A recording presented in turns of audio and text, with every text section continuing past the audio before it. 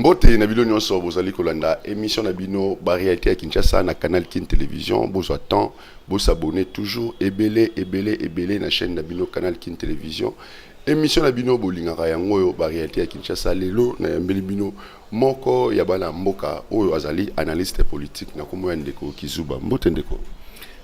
Merci mingi pour l'invitation. Azali bongo ndeko Edmond Izuba pour nous préciser.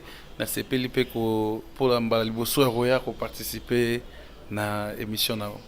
Merci ndeko Edmond Kizuba ngai lelo moko ya bapandi sango na kati ya canal Kin Télévision na zane sengo ya Royambayo na émission na biso ba réalité ya Kinshasa lelo to robeta mo ba actualité o ezali koleka na kati ya mboka na biso to robeta marambo euti kolekela moko ya vice président ya Assemblée nationale to robeta marambo o bandeko na biso ba oti kokufa kuna mataliki bala to robeta sous moment solo mikina mwambotali seni mais to banana na actualité o tozali na yango sur place siko ndeko na ngai Kizuba ti o to vanda vraiment na ville ya Kinshasa ozali analyste politique makambo o euti kolekela chef de l'état na chef à sécurité na sango wana yozo kango ndengeni.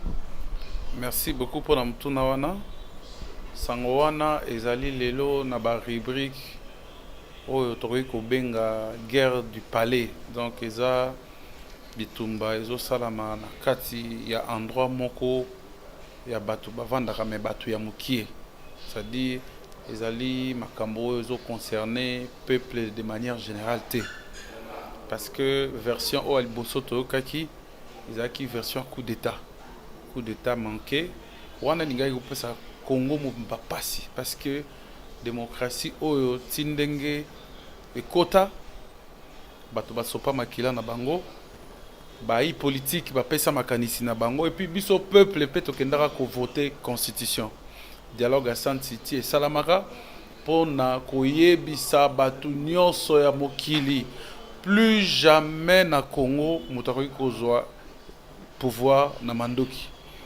soki ezalaki makambo wana nde bimaki ya liboso moni bato ebele bazalaki indigné na opposition na majorité bato basepelaki nango te netango bainformation eza koavance tokomona ke ezali nango makambo mosusu ezali makambo eza privé oyo ezoconcerne coup d'état te wana tomoni yango mpe tobengi yango guerre du palais eza neti makambo nini meka koexplike na bayimboka baza kolanda ezali makambo etali ya baminere François Beya kokaki te ko s'intéresser na makambo wana vu ba fonction na ye pe ba prérogative na ye akei ko s'intéresser ko si mixer na makambo wana o etali ataye te nde yango wana bakangeli nde ndenge tozoyoka parce que il faut loba ete na minute muta opesa information azaka mutu moko ndeko Georges Kapiamba azali bongo président ya ONG ya défense à droits de l'homme et à protection et monitoring à CAJ Association congolaise pour l'accès à la justice donc pour na yende mutazali na accès et pas ya ndeko na biso François Beya. Est-ce qu'il y a une qualité de François Beya zali na yango na présidence est-ce que ANR vraiment équipé ko interpeller bon ngai pe nazali na mwa ba doute mais tango nazui information parce que il faut qu'on ressource il faut qu'on yeba tant que sali ba démarche à vérification est-il que ANR paie à koki ko sambisa bato conseil national de sécurité parce que bango nyonso eza service ya président de la République mais ezali karaye morotende ko François Beya ezaki peto ki na 12 généraux na kati kuna.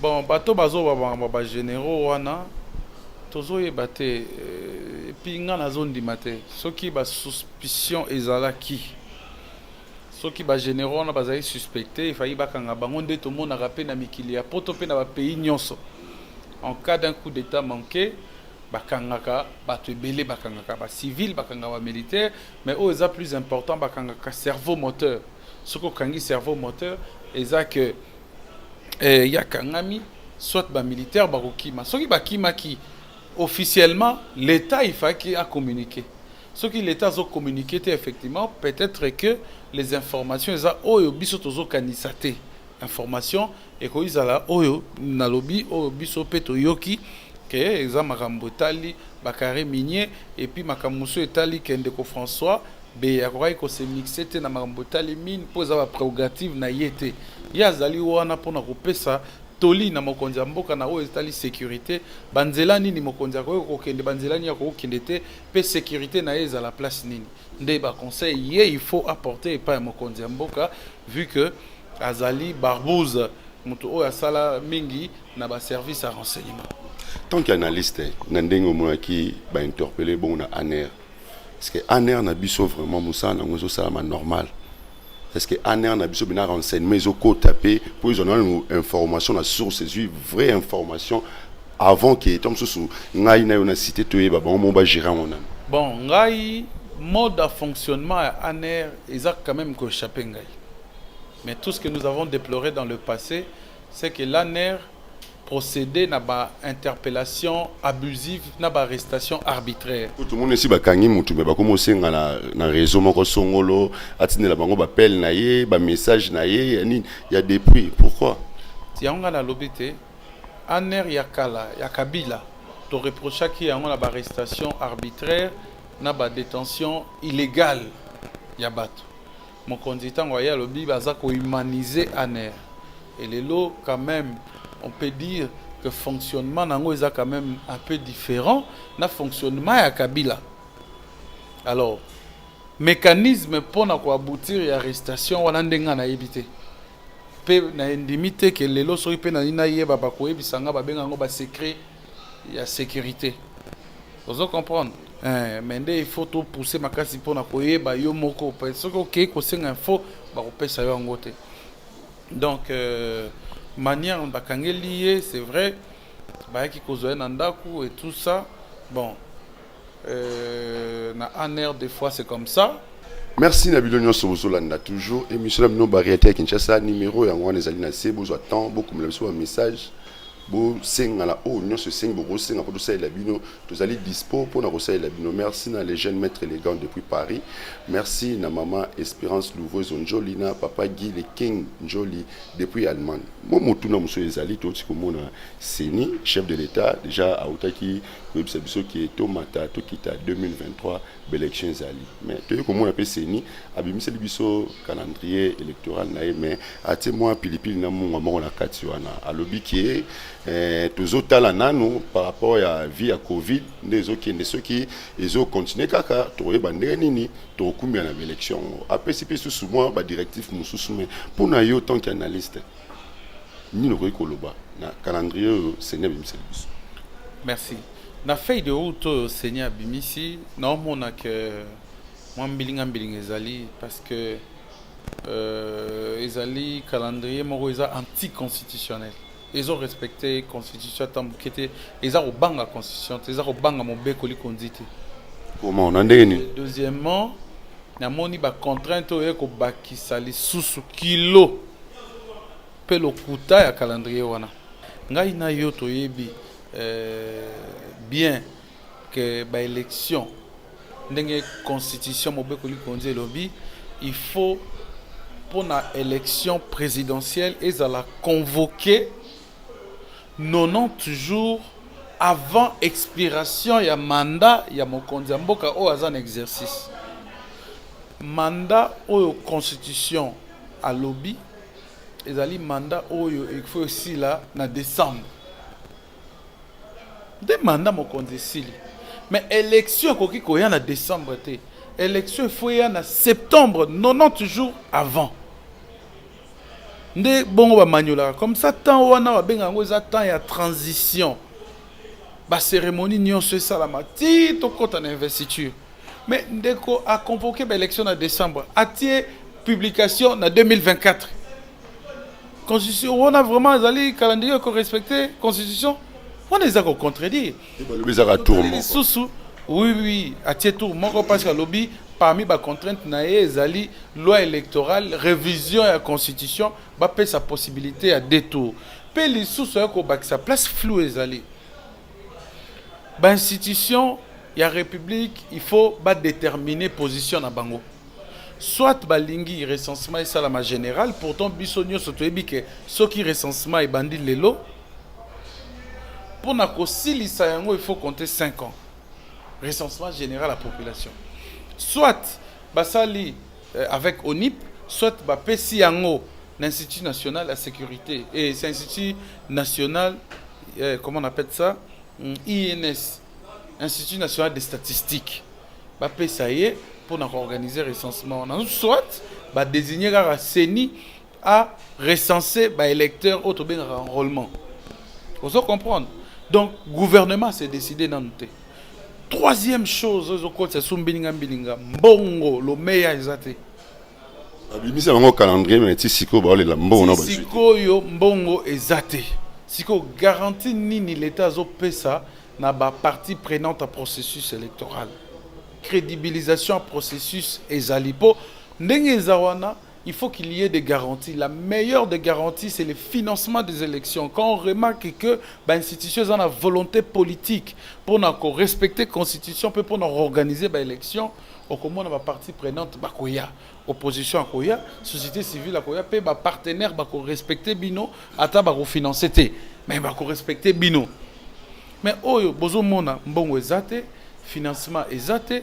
Et puis, mbilinga, to bandi nano, confession religieuse, désignation akadima. Oye bindenge salamaki, confession religieuse, panzani. Et comme batumsu na Montfleury, batumsu na un centre interdiocésain. To kei malembe, kei na forcing, imposer Denis Kadima. Siko depuis Denis Kadima zawana par imposition. Est-ce qu'il a déjà bénéficié de la confiance à Batunios? Bato compléter na bureau ya CENI, poni bango. Sopi bango wana secrétaire wana sali jamais sujet à consensus. Siko bo perdre non seulement consensus, bo perdre crédibilité, bo perdre aussi transparence. Donc nous risquons de connaître les mêmes élections que tu connaîtras ka et pas Kabila. Au monitant mo konzambo kazu pouvoir, batu ba congolais ba sepeli, ba opposition mususu attaquant des na mutema ba sepelaki parce que les gens espéraient un retour à ordre constitutionnel. Retour à ordre constitutionnel, il a aussi boé. Le Kolan de Kabila a bandaki kotaye constitution sur mesure. Ça veut dire, à l'ongo libiso na 2 tours, à commission 1 tour. A Kendaki a komaki même comme ma biso, ti to koma na ko voter président par l'Assemblée nationale. Nde mona bitumba o ebima na 2015 wana. Tango moni peuple gangi ha azui ba loi wana nyonso alongo liango. Donc tout ça la keba UDPS ezali parti et botami peut forger lutte na ona ba makila ya bato ba combattre pour la démocratie. La démocratie implique l'état des droits. L'état des droits a pour sous-bassement des dispositions juridiques à respecter. Ce qui les lois dispositions juridiques on les a respectées et ça le rôle à toujours salir combat à UDPS. Combat oyo batunyo so ba participer d'une manière ou d'une autre. Vous comprenez? Mon conseil de paix ça kufa atika serment na peuple d'abord. Le peuple d'abord sans l'état des droits ça ne marchera pas. Et surtout que le peuple là ne se retrouve pas encore jusqu'à aujourd'hui. Donc il faut faire très attention dès qu'on a na démarche politique oyo tozo ke nango pour aboutir aux élections. Mais ngai ba information na zanango, j'ai interrogé quand même les experts. Au bazali na domaine ya élection, na domaine électoral, bango ba ebisi ngai boy. Ceux qui bolingi bozo ba élection ya bien kitoko, ya o matisa crédibilité, ya ba institution, il faut bozer la 2025. 2025 nde ba élection ya kitoko ko salam. Pourquoi 2025? Parce que 2025 nde techniquement parlant pour organiser ba élection. Et ça, une feuille de route qu'on a publié, superposer l'opération électorale comme si on ne va plus tenir compte, il y a une intempérie, comme si on va tenir compte, il y a des déplacements, il y a des kits électoraux. Il faut aussi tenir compte, il y a des appels d'offres. Quand vous lancez les appels d'offres, les soumissionnaires doivent venir, il faut postuler. Et puis, dans la démarche, on a temps. Mais sur le superposer l'opération électorale, rien à ce jour ne peut garantir la crédibilité, la certitude, il y a tenu à l'élection en 2023. Ndeko na tozo ngamo muke na côté Italie moi la mboka Martin Fayulu. Tu peux donner le micro, j'ai compris. Ah, okay, oui oui, donc tout le monde a ndeko Martin Fayulu a publié plein de sorties de crise naie. Mais au moni ndeko nangai apparemment Congo toza na perpétuel recommencement. tout ça quoi avancer te makambo tozoko condamnaka bacteur pays politique ya classe politique eza lokola bana ya baruti na ndaku ya tata moko. Généralement ce qui se passe au Congo c'est quoi? Tango bamoni moninga na bango azali en difficulté neti lelo ndeko Félix Tshisekedi aza en difficulté pour organiser l'élection.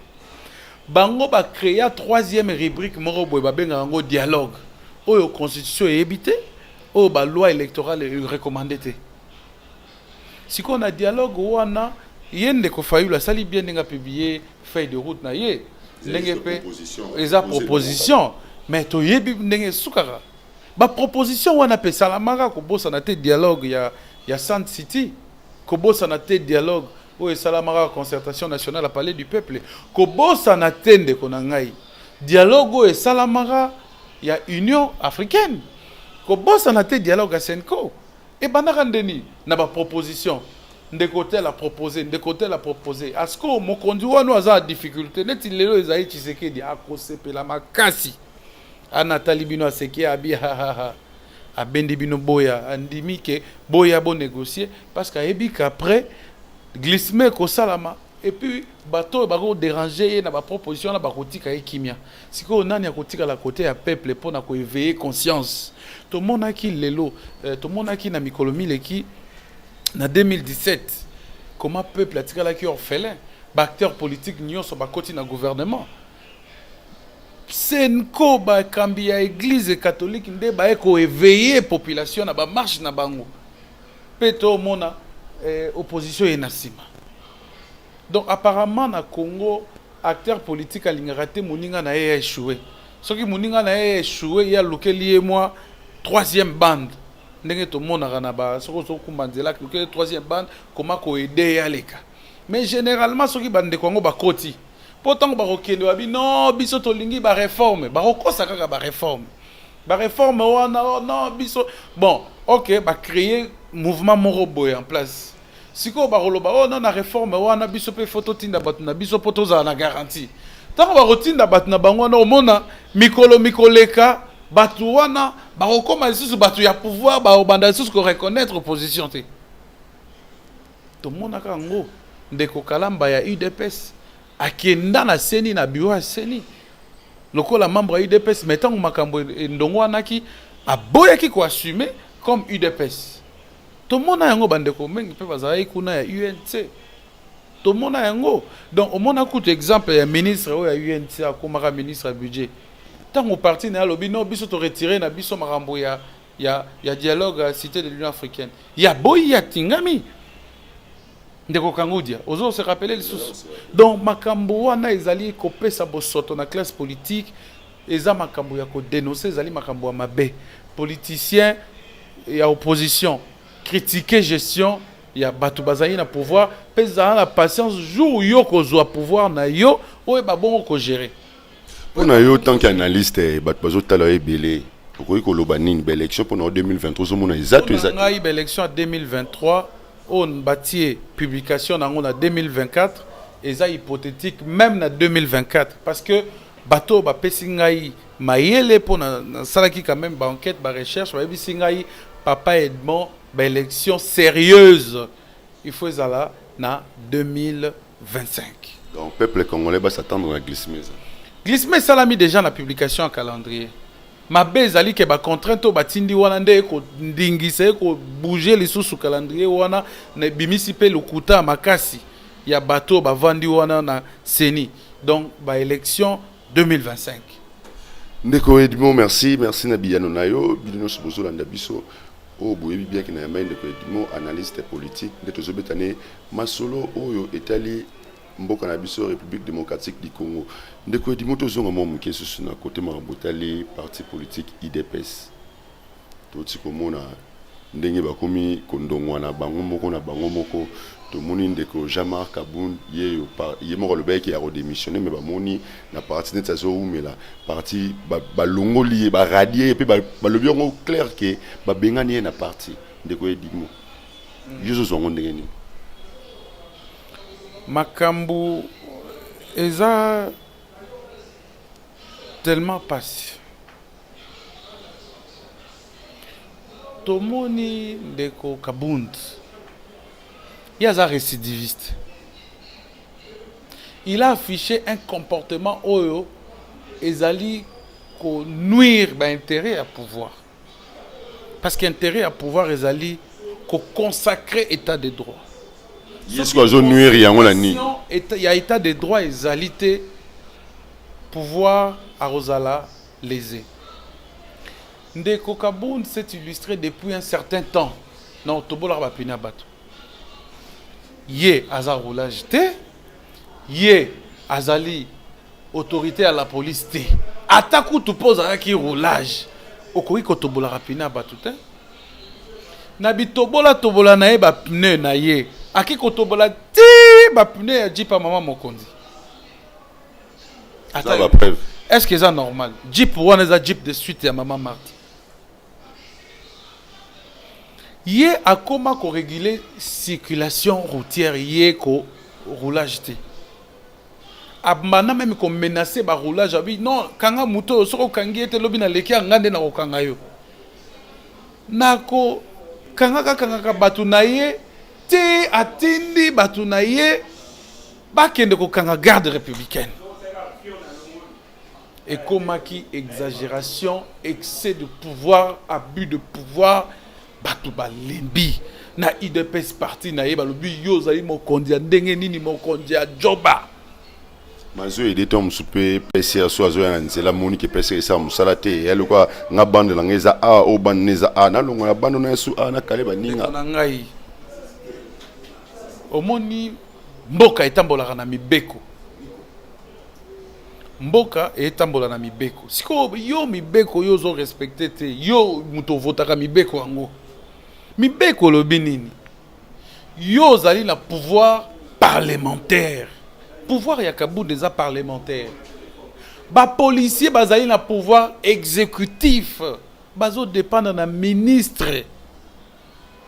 Comment yo zali na pouvoir parlementaire au comme sous ko réguler pouvoir exécutif? Non. Na collaboration institutionnelle ba bengango abus de pouvoir.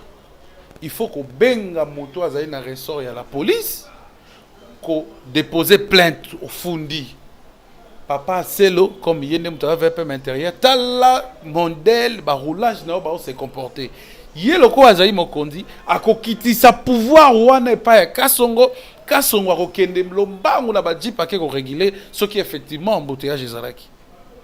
Alors, si yo ozo roleka, omoni kuna freiner bande na yo zaki vidi. Tango yo freiner na 12 mituka ya suite et kanginze la nyonso.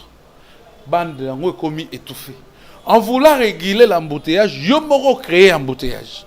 Deuxièmement, et puis makambo ya lobakiza makambo lokuta. Ndeko wana wazaki na jeep wana.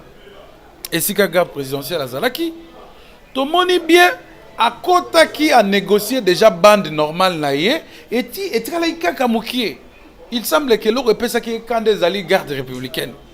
Ndatinda ki bakanga garde mais yo tango zota la image wana ndeko nanga est-ce que moni élément garde républicaine wana réagit ça qui a réagi ça qui ce qui a réagi ça qui linga za la ndenge nini parce que na limité ba policier o ba botola ki munduki bazaki pe makasi ko lekai mais parce que mutazaki na kati alobi non ko sala eloko te tika bango basala o bamoni nde omoni makambo leka ki ya makambo ya bosoto o en principe ce qui mboka za ki ya hotelema faki bakanga même ndeko Kabund mais il semble que l'instruction est en cours en principe il faut akende ko samba ko tinda ba policier na yete bakende kanga ba militaire policier kanga ka militaire te na monde entier yebani ba policier na biso bakanga ba militaire bakanga na ba policier ezali ba PM police militaire et puis ba unité wana eza unité ya ba militaire nde ba adapter ngo la domaine à la police et puis en plus biso veut na biso qui to créer la police de proximité police aux approche à population pas des brigands pas des inciviques sur moni ndenge batona ba se comporter qui non alors et puis ça qui passe babengani Kabund c'est même image ya sécurité mokonza mboka libanda Kabund akota ki pe na ba mine ba nini akoma ki pe na ba carré minier na e atie moi lolendo alobi ngai na okoisa parti. Bato atali ah okokoisa parti. Olobi ki après yo ba brimade de tout ce koya milelo koya non intention mabe. Ozana intention au combattre régime. Pour na ko étouffer ba intention wana bima na wa malembe kende. Ndo moni vas-y sindeko kabun ba pousser à la porte puis ba bengani na parti. Donc c'est ça ndeko na ngai. Merci bisope tokobina suka mais pona aussi lisandeko na ngai to bitamo muke masolo ya o to sikomona bandeko na biso o bakufi na mboka ya Matadi Kibala ndeko na ngai to ebite RDC o to benga mboka ya elora makasi RDC elora makasi mais ambulance ezate mawa ya ba mort souci ya ba mort ya lisusu te kozwa bibembe bongo bandeko na biso batiki o mibali batiki basi na bana ndako o ya basi batiki mibali na bana ndako baye pona koluka moi eloko ya kolia mais bakomi na bibembe mais koboka bana ba 207 bongo yo elobeli eloko te pe la mission ya gouverneur na ba ministre belé bazalaki wana. Je suis tenté à olobake mboko esi ekufakala. Yo po bakisi suka nde balobaki. Oui. Mboko esi ekufakala. Omoni eza loi mo eza roi moko empereur na histoire romaine aloba comme on est Mikipsa aloba une nation quelle que soit sa grandeur soki na kati na yango unité zalité ba panzana unité zanini unité na cité zanini loi yango yo to respecter o yango to respecter ndozo mona bato ba otambola lo lenge bani oya bimi boye kokanga ko tia na boloko oya bimi boye kokanga ko pesa punition po ezali mabe na ya malamu na mboka en principe veut ezali bato nyonso balanda nzela ya malamu siko yo l'état oyebi bien que na se ya ba ligne ya courant ya haute tension bandako il faut pas etongama bato il faut pas s'approcher kuna na servitude o abengi loi servitude babenga ngo na lopoto ba site non aedificandi.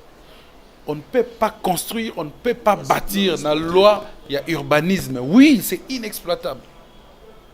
Mais yoka kayo moko l'état to boité na norme foncière balobi qui construit mal construit pour autrui. Tekeli batu. Ba titre à propriété. Marché créé, mais boyebi que marché wana eza marché pirate. Yo bourgmestre, yo gouverneur, oye otie ba autorité wana ba koma rozwa taxe. Administrateur bazali administrateur a marché bazora mbongo ticket. Et puis botika population bongo. Bateka apena ba misa. Et lelo Chantigny azolo ba keza ba marché pirate. Ah bon? Ce que ça marché pirate bongo ya barré. Marché o ya barré. Eza marché ni parce que na o ya barré coûte eza moi passi. Ce OK na ba marché à barré au tester na batolo au mona ke peli. Tester réseau pela. Batu ba vivre wana bazana quel danger en permanence. Ozo mona ke mbutu kota nango kala mboko yo désordre batu batonga rappel. Batu ba mo tonga tina ba camp na kati ba camp militaire ba civil. Bato bakoma otonga likolo ya ba collecteur d'eau. Bato bakoma otonga likolo a tu a régie des eaux. Est-ce que mboko vraiment mboko ba ordre zalara ba norme bato balandela rango banan baro pesa ba titre propriété c'est l'état congolais banan baro percevoir ba taxe c'est l'état congolais est-ce que toro lobake l'état yebi situation na te l'état ayebi mais l'état azo sala semblant parce que l'état azo vivre na ba cop. Biso pe ba congolais ba place un peu toujours somba tout mitala. Biso pe ba congolais voilà là où je condamne aussi la population. Bonne manière et l'accinini. Avant au somba lopango, on s'est renseigné na mibeko lobi nini. Okozombo on a yoto boaki na fulu ou bien boaki na balabala. Avant otonga ndako, il faut yeba awa nazotonga mibeko elobi nini. Awa nazotonga, il faut s'accompagner d'un juriste. Non, population azal na interpellé population makasi. Ba yeba komi tambwisa mana cité. Sinon soko mitambwisa mi mabe suka suka mabe kotikala kaka mabe soit bakobuka ndako na yo soit okokutana na problème lokola oyo tomoni na ndeko bakaya bandeko na biso pe à leurs âmes ya matadi kibala tosala ekenge eya baliwa oyo tokosouhaite te déjà bandeko na biso bazokufa mingi na este likolo ya guerre il faut pas na Kinshasa tozwaka bamort moko tokobenga bamort moko gratuite. Ce n'est pas mort négligé. Oui, d'accord. Merci Nabilo Nyonso Bolanaki, émission Nabino ba réalité à Kinshasa, ngai Nabino Mikonjoli. Nazali toujours ko sala Nabino Musala na ndenge elongo bani pe na ndenge oyo bozali ko senga to sala Nabino yango oyo tozali ko sala Nabino. Merci Nabilo Nyonso Bolani, vraiment émission mais vous attend vous abonner ebele vous abonner massivement na canal Kin Télévision, ba numéro ezali na CN ya WhatsApp plus 243 89 55 73 299. Wana bokozanga imoko mikonjoli kote nyonso boloba na koma na kokoma pona kosalela bilo musala to komi na suka message à suka ezali message ezaka que population yeba mibeko population yeba komi batelama population zala na conscience zala na bonne manière zala na ba bonne civilité nde ba acte wana i manifestaka citoyenneté attachement ya mutu na cité. Voilà. Merci ngai na kobila bilo na suka merci na sima ya caméra tozaki na Sardou azolamba image avec impact na idéologie. Merci na Patine Tsumbu na montage, merci na chef direct na ngai Gimputu. Merci na Ndeko Zulu o bazali ko benga je suis Bandal yenazo coacher pour bomona bilengi ya émission oyo ba réalité Kinshasa ndenge zo kindele. Ngai na bino tokutana lisusu na émission oyo ezali ko ya. Bye.